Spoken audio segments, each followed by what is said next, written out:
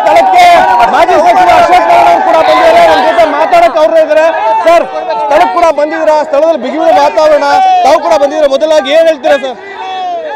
ನೋಡಿ, ಇವ್ರ ಕಣ್ಣಿಗೆ ಕಾಣೋದು ಕೆರಗೋಡಿನ ಇದೊಂದೇ ಧ್ವಜನ.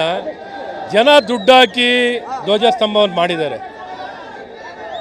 ಭಾರತ ಅಂದರೆ ರಾಮ, ರಾಮ ಅಂದರೆ ಭಾರತ, ತಮ್ಮ ಭಾವನೆಯನ್ನು ಗೌರವವನ್ನು ವ್ಯಕ್ತಪಡಿಸಿದ್ದಾರೆ. ಇವತ್ತು ಇಡೀ ರಾಜ್ಯದಲ್ಲಿ ಎಷ್ಟು ಕಡೆ ಧ್ವಜವನ್ನು ಹಾಕಿದ್ದಾರೆ, ಎಷ್ಟು ಕಡೆ ಧ್ವಜಸ್ತಂಭ ಹಾಕಿದ್ದಾರೆ, ಎಲ್ಲ ಇವ್ರನ್ನ ಕೇಳಿ ಹಾಕಿದ್ದಾರೆ. ಅಟ್ಲೀಸ್ಟ್ ಇಲ್ಲಿ ಕೇಳಿ ಹಾಕಿದ್ದಾರೆ, ತಮ್ಮ ಸ್ವಂತ ಹಣ ಹಾಕಿ ಮಾಡಿದ್ದಾರೆ.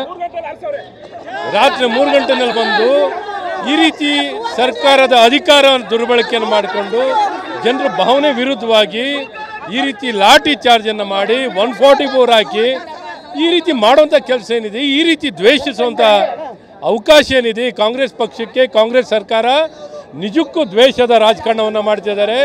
ಸಂಪೂರ್ಣವಾಗಿ ಕಾರ್ಯಕರ್ತರು ಟಾರ್ಗೆಟ್ ಆಗ್ತಿದ್ದಾರೆ ಸರ್. ಹಿಂದೂ ಕಾರ್ಯಕರ್ತರು ಖಂಡಿತ ಈ ಸರ್ಕಾರ ನಮ್ಮ ಹಿಂದೂ ಕಾರ್ಯಕರ್ತರನ್ನು ಹಿಂದೂಗಳ ಭಾವನೆಗಳಿಗೆ ಧಕ್ಕೆ ತರ್ತಿದ್ದಾರೆ.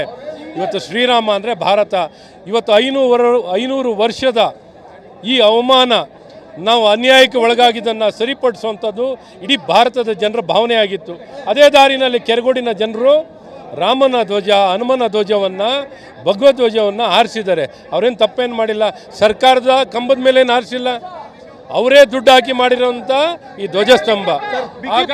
ಸಂಪೂರ್ಣ ಬಿಗಿ ಪೊಲೀಸ್ ಬಂದೋಬಸ್ತ್ ನಡುವೆ ಬೀಳ್ಸಿರುವಂಥದ್ದು, ಲಾಠಿ ಚಾರ್ಜ್ ಕೂಡ ಮಾಡಿದ್ದಾರೆ. ಈ ರೀತಿ ಇದೊಂದೇ ಕಡೆ ಕಾನೂನು ಇತ್ತು ಇವರಿಗೆ. ಇದಿಷ್ಟು ಕೂಡ ಮಾಜಿ ಸಚಿವ ಅಶ್ವಥ್ ನಾರಾಯಣ ಅವರ ಮಾತುಗಳು. ಕ್ಯಾಮರಾ ಪರ್ಸನ್ ಗುರುರಾಜ್ ಜೊತೆ ಪ್ರಶಾಂತ್, TV9 ಮಂಡ್ಯ.